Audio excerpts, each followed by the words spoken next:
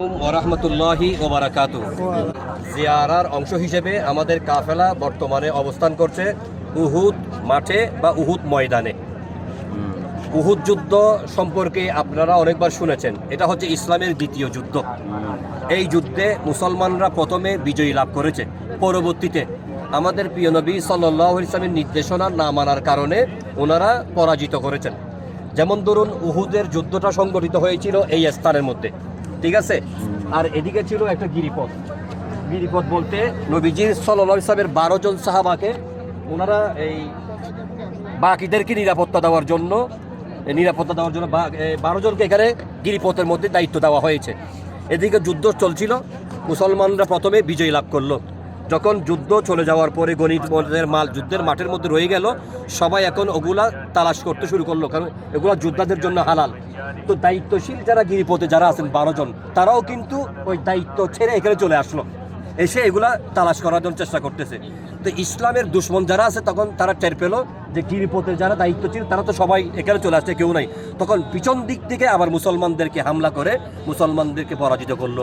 এই যুদ্ধের মধ্যে, এই মাঠের মধ্যে প্রিয় নবীজি সাল্লাল্লাহু আলাইহি ওয়াসাল্লামের 70 জন সাহাবা শাহাদাত বরণ করেছেন। ইন্না লিল্লাহি ওয়া ইন্না ইলাইহি রাজিউন। সবচাইতে বড় আরো আশ্চর্য বিষয় হচ্ছে, নবীজি সাল্লাল্লাহু আলাইহি ওয়াসাল্লামের সবচাইতে কাছের মানুষ, যার ক্ষমতা বলে নবীজি কথা বলতে পারতেন মক্কাতুল মুকাররমায়, আমির হামজা রাদিয়াল্লাহু তাআলা আনহু, তিনি সবচাইতে প্রভাবশালী একজন ব্যক্তি ছিল।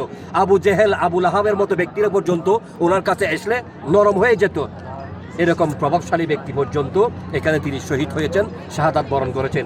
এখানে 70 জন সাহাবীর খবর রয়েছে। ইনশাআল্লাহ আমরা জিয়ারত করব।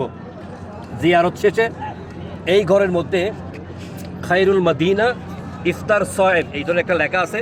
বিনামূল্যে এখানে খাবার পরিবেশন করা হয়, পানি বা খাবার পরিবেশন করা হয়। তো এখানে জিয়ারত করবেন। জিয়ারত করার সাথে এখানে আপনারা চাইলে খাবারটা নিয়ে যেতে পারেন। দেখতে পাচ্ছেন, এটাকে বলা হয় উহুদ পাহাড়। এটা লম্বাই হবে আমাদের বাংলাদেশি লম্বাই বিশাল একটা পাহাড়, এটা উহুদ পাহাড়। নবীজি সাল্লাল্লাহু আলাইহি ওয়াসাল্লাম যখন মাথা মুবারক জখম হয়ে গেল, তখন তিনি উহুদের পাদদেশে আশ্রয় গ্রহণ করলেন। উহুদ পাহাড় এই ফেটে নবীজি সাল্লাল্লাহু আলাইহি ওয়াসাল্লামকে ওখানে জায়গা করে দিয়েছেন। সুবহানাল্লাহ। ওখানেও এখনো জায়গাটা আছে। নবীজি সাল্লাল্লাহু আলাইহি ওয়াসাল্লাম যেখানে মাথা মুবারক রেখেছিলেন, ওই জায়গাটা এখনো খালি আছে। সেখান থেকে খুশবু এখনো প্রবাহিত হচ্ছে। সুবহানাল্লাহ। উহুদ পাহাড়কে নবীজি সবচাইতে বেশি ভালোবাসতেন। তিনি বলতেছেন, জান্নাতে আমার সাথে আমার বন্ধুরা যাবে, পাশাপাশি মানব জাতির বাইরেও একটা বস্তু আমার সাথে যাবে, সেটা হচ্ছে উহুদ পাহাড়। উহুদ পাহাড় জান্নাতে আমাদের নবীজির সাথে থাকবে। সুবহানাল্লাহ। এটা একটা স্বর্ণের পাহাড়। যে আমরা জানাজার সময় একটা বিষয় শুনে থাকি যে কেউ যদি জানাজার নামাজে অংশগ্রহণ করে 1 কিরাত পরিমাণ সওয়াব পান করা হবে। 1 কিরাতের বিশ্লেষণ দিতে গিয়ে মুফাসসির কেরামগণ বলেছেন, 1 কিরাতের পরিমাণ হচ্ছে উহুদ পাহাড় সম পরিমাণ। সুবহানাল্লাহ। কেউ যদি মৃত ব্যক্তির জানাজার সালাতে অংশগ্রহণ করে, এই বিশাল উহুদ পাহাড়ের সম পরিমাণ সওয়াব তার আমলনামার মধ্যে যুক্ত হবে।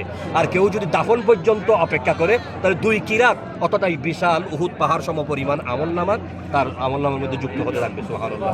আমরা আল্লাহ তাআলার কাছে শুকর আদায় করছি যে মহান আল্লাহ তাআলা এই বিশাল নবীজি সাল্লাল্লাহু আলাইহি ওয়াসাল্লামের স্মৃতি বিজড়িত স্থান, শহীদদের এই স্মৃতি বিজড়িত স্থান আল্লাহ আমাদেরকে দেখার জন্য তৌফিক দান করেছেন।